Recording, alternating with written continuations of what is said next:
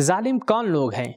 جنگ بدر کے بعد رسول اکرم نے مشرکین کی لاشوں کو خطاب کرتے ہوئے کیا فرمایا، جاننے کی کوشش کریں گے آج کے ایپیسوڈ میں۔ ناظرین اکرام، السلام علیکم۔ تفسیر نور کے اس قرآنی پروگرام میں ایک مرتبہ پھر سے آپ سبھی کو خوش آمدید عرض کرتے ہیں۔ آج ہم سورہ مبارکہ اعراف کی مزید 3 آیتوں کی تفسیر کے ساتھ آپ کے سامنے حاضر ہوئے ہیں، تو چلیے چلتے ہیں آج کی پہلی آیت کی تفسیر کو جاننے کے لیے، اس کی تلاوت اور ترجمے کو سنتے ہیں۔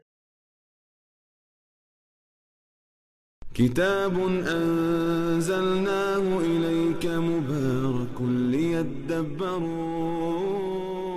آیاته ولیتذکر اولو الالباب۔ بسم اللہ الرحمن الرحیم۔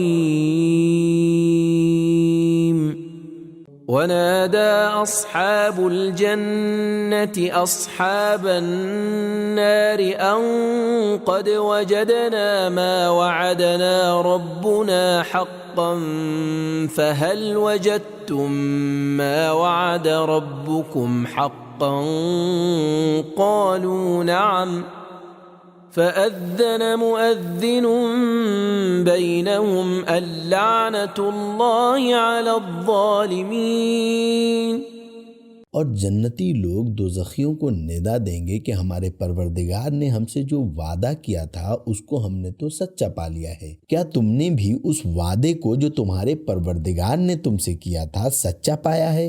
وہ جواب میں کہیں گے ہاں۔ تب ایک منادی ان کے درمیان ندا کرے گا کہ خدا کی لعنت ان ظالموں پر۔ تو یہ تھی آیت کی تلاوت اور اس کا ترجمہ۔ جانتے ہیں اس آیت کے ذیل میں کیا نکات بیان کیے گئے ہیں۔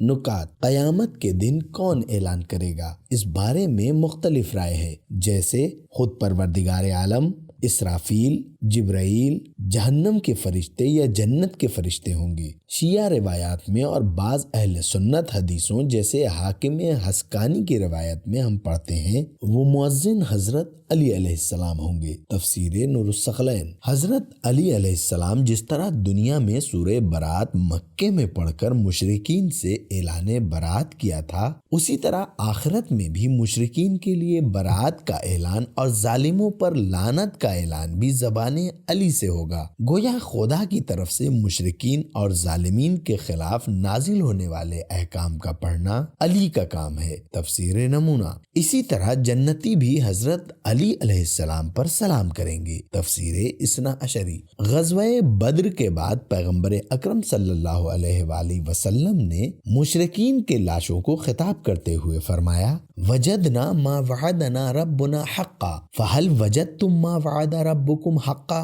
اللہ نے ہم سے جو وعدہ کیا تھا ہم نے اسے سچ پایا، کیا تم نے بھی اپنے پروردگار کے وعدے کو سچا پایا؟ اصحاب رسول نے سوال کیا، جو لوگ مر چکے ہیں آپ ان سے کیوں بات کر رہے ہیں؟ حضور نے فرمایا، خدا کی قسم وہ سب آپ سے زیادہ بہتر میری آواز سن رہے ہیں۔ حضرت علی علیہ السلام نے بھی خوارج کے قتل ہو جانے والے افراد سے یہ آیت پڑھ کر انہیں مخاطب کیا تھا۔ تفسیر اثنا عشری۔ تو ہم نے آیت کے نکات کو جان لیا ہے، بڑھتے ہیں آیت کریمہ کے پیغامات کی طرف۔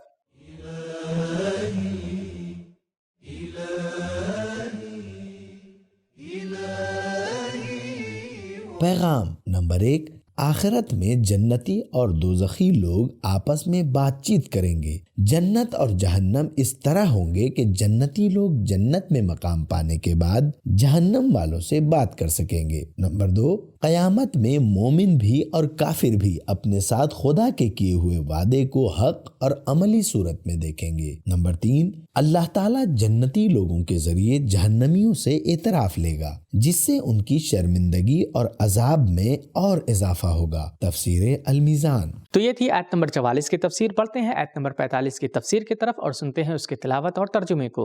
الذين يصدون عن سبيل الله ويبغونها عوجا وهم بالآخرة كافرون۔ ظالم وہ ہیں جو لوگوں کو خدا کے راستے سے روکتے ہیں اور ان کے دلوں میں شبہات ڈال کر اس راستے کو ٹیڑھا دکھلاتے ہیں، اور وہ آخرت کا انکار کرنے والے ہیں۔ تو یہ تھی آیت کی تلاوت اور اس کا ترجمہ۔ جانتے ہیں آیت کے ذیل میں کیا نکات بیان کیے گئے ہیں۔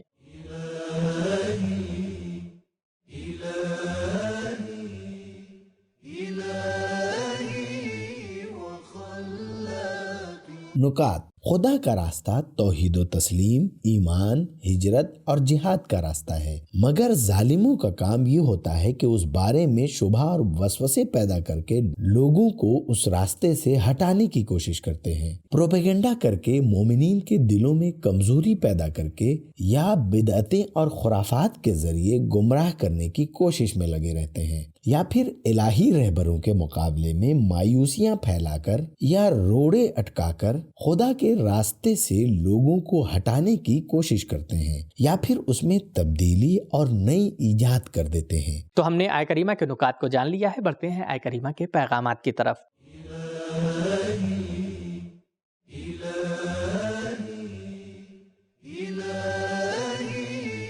پیغام نمبر 1: خدا کے راستے سے جس طرح بھی ہٹایا جائے ظلم ہے، بلکہ اس میں انحراف پیدا کرنا بھی ستم ہے، اور مذہبی کلچر پر حملہ تو بہت بڑا ظلم ہے۔ سورہ انعام آیت نمبر 21۔ نمبر 2: اگر دشمن کے بس میں ہو تو کھلا طور پر جنگ کر کے حق کے راستے کو مکمل طور پر بند کر دیتا ہے، لیکن اگر وہ ایسا نہیں کر سکتا تو پھر مختلف بہانوں اور عیاریوں کے ساتھ راستے کو ٹیڑھا کر کے اس میں تبدیلی پیدا کر کے گمراہ کرنے کی کوشش کرتا ہے۔ نمبر 3: ظالم، راہ حق سے روکنے والے، دین میں خرابیاں پیدا کرنے والے اور قیامت کا انکار کرنے والے سب جہنمی ہیں۔ تو یہ تھی آج کے ایپیسوڈ کی 2 آیتوں کی تفسیر۔ بڑھتے ہیں آج کی آخری آیت کی تفسیر کی طرف اور سنتے ہیں آیت کی تلاوت اور اس کے ترجمے کو۔ وَإِذَا صُرِفَتْ أَبْصَارُهُمْ تِلْقَاءَ أَصْحَابِ النَّارِ قَالُوا رَبَّنَا لَا تَجْعَلْنَا مَعَ الْقَوْمِ الظَّالِمِينَ۔ اور ان دونوں بہشت و دوزخ کے درمیان پردہ ہے، یعنی حد فاصل ہے، اور اعراف پر کچھ لوگ ہوں گے جو ہر ایک کو اس کی علامت سے پہچان لیں گے، اور وہ بہشت والوں کو پکار کر کہیں گے کہ تم پر سلام ہو، اور یہ لوگ ابھی اس میں داخل نہیں ہوئے ہوں گے حالانکہ وہ اس کی خواہش رکھتے ہوں گے۔ تو ہم نے آیہ کریمہ کے ترجمے کو جان لیا ہے، بڑھتے ہیں آیہ کریمہ کے نکات کی طرف تاکہ اسے بھی جان سکے۔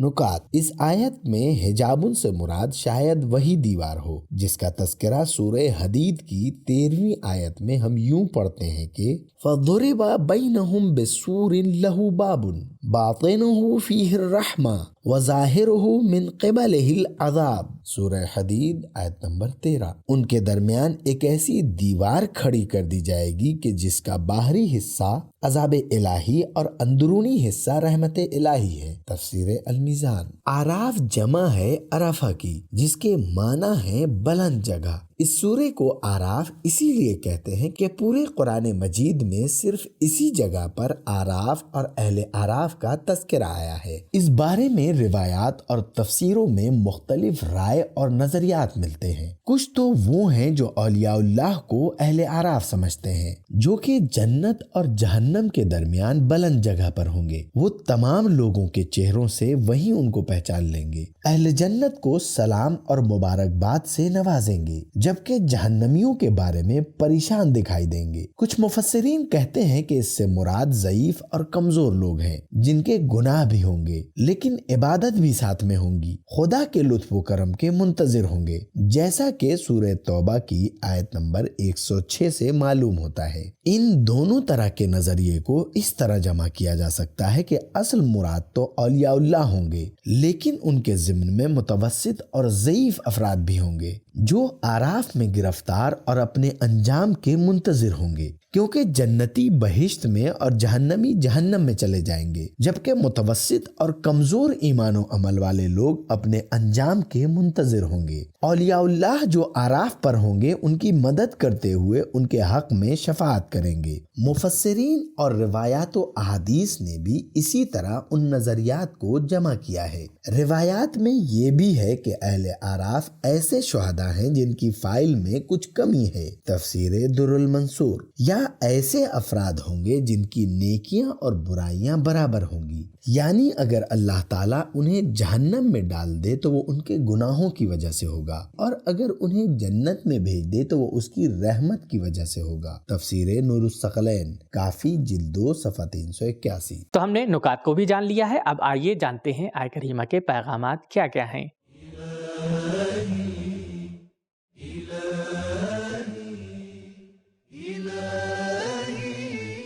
پیغام نمبر 1، دنیا میں انسان کا کردار اور خصوصیات انسان کے چہرے کو ایسا بنا دیں گی کہ قیامت میں دوسرے لوگ اسے دیکھتے ہی پہچان جائیں گے۔ البتہ اس طرح کی پہچان دنیا میں بھی ممکن ہے، جیسا کہ پروردگار عالم نے منافقین کے بارے میں پیغمبر اکرم سے فرمایا، اور اگر ہم چاہیں کہ انہیں تمہیں دکھائیں تو آپ انہیں ان کے چہروں سے پہچان لیں، آپ ان کی گفتگو کے انداز سے پہچان سکتے ہیں۔ سورہ محمد آیت نمبر 30۔ نمبر 2، جنت میں جانے کے لیے خدا کے لطف و کرم کی ضرورت ہے۔ تو ناظرین، آج کے ایپیسوڈ میں ہم نے یہ جانا کہ رسول گرامی اسلام نے جنگ بدر کے بعد مشرکین کی لاشوں سے خطاب کرتے ہوئے فرمایا کہ کیا تم نے وہ وعدہ سچا پایا کہ جس کی خبر میں نے تمہیں دی تھی؟ تو اصحاب کرام نے پلٹ کر رسول سے سوال کیا کہ یا رسول اللہ، آپ کن سے باتیں کر رہے ہیں؟ یہ لوگ مردہ ہیں۔ تو ایک مرتبہ رسول نے پلٹ کر جواب دیا کہ یہ وہ لوگ ہیں